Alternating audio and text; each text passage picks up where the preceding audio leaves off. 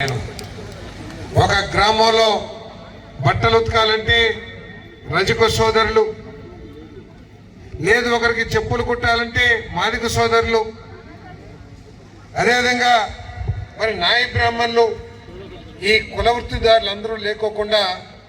ఏ గ్రామం కానీ ఏ సమాజం కానీ ఉండదనేది వాస్తవం అని చెప్పేసి మనం చేస్తా ఉన్నాం. వీరందరూ కూడా నిశ్శబ్దంగా వారి వారి పని చేసుకుంటూ సమాజాన్ని ముందుకు తీసుకెళ్లారు తప్పితే వారు ఎక్కడ కూడా సమాజాన్ని నుంచి తిరిగి పొందలేదు, ఏమీ పొందలేదు అనేది వాస్తవం అని చెప్పేసి మనం చేస్తామని. ఇన్ని దశాబ్దాలు మనందరం కూడా గౌరవంతో, సమాజం మీద గౌరవంతో, గ్రామంలో పెద్దల మీద ప్రేమతో గౌరవంతో మన వృత్తి మనం చేసుకున్నా కూడా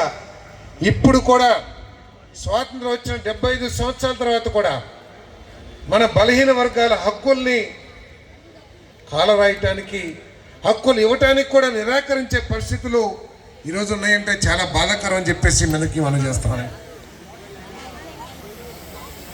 మనందరం కూడా కొంతమంది మాట్లాడారు, కుల వృత్తుల్ని